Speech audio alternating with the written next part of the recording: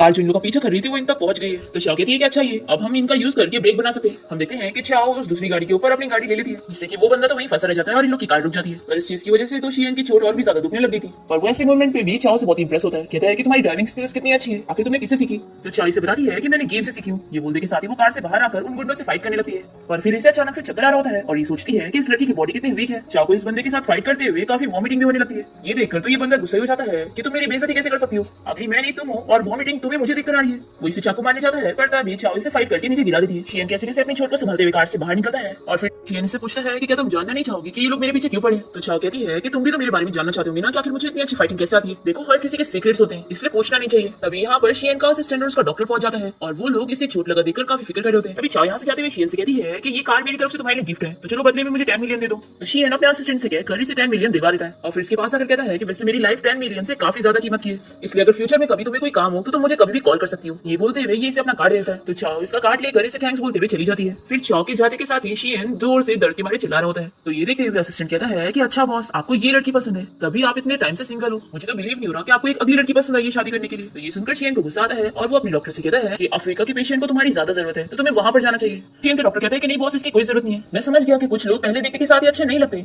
लेकिन फिर उनको कुछ देर देखने के बाद इंटरेस्टिंग और अच्छे दिखने लगते हैं। तो शियन अपने फ्रेंड्स कहता है कि चलो हम यहाँ से चलते हैं। फिर नेक्स्ट सीन में हम यहाँ चाओ को देखते हैं जो कि स्कूल जा रही होती है। तभी रास्ते में इसे इसकी सिस्टर लिन मिल जाती है जो कि इसे कहने लगती है कि सिस्टर हॉस्पिटल से डिस्चार्ज होने के बाद तुम घर क्यों नहीं गई, मैं और मॉम तुम्हारे लिए कितना ज्यादा परेशान थे। चाओ से गुस्से में कहती है कि तुम एक्टिंग बंद करो और निकलो यहाँ से। तो ये लड़का जिसका नाम यू है ये चाओ से कहने लगता है कि ये तुम्हारी सिस्टर लिन तुम्हारी फिक्र कर रही है और तुम इसे कैसे बात कर रही हो, तुम्हारी वजह से इसे बुरा लग गया। तो चाओ से कहती है कि आखिर तुम मेरे बॉयफ्रेंड क्यों नहीं बने, मैंने तुम्हें प्रपोज करी थी पर तुमने मुझे साफ साफ रिजेक्ट कर दिया, तुम्हें नहीं लगा कि मुझे भी बुरा लगेगा। फ्लैशबैक में दिखाते हैं कि चाओ ने पूरी क्लास के सामने इसे प्रपोज करी थी और उसने उसके मुंह पे बोल दिया था कि वो उसे बिल्कुल भी पसंद नहीं करता है, जिसकी वजह से उसके पूरे क्लासमेट उसकी मजाक उड़ाने लग गए थे कि अगली लड़की अपने आप को समझती है। इसी के साथ ही फ्लैशबैक यहाँ पर खत्म होता है और तभी यहाँ पर चाओ की एक और क्लासमेट आकर उसे कहने लगती है कि तुमने अपना फेस भी देखी हो, तुमने सोची भी कैसे कि यू तुम्हें लाइक करेगा।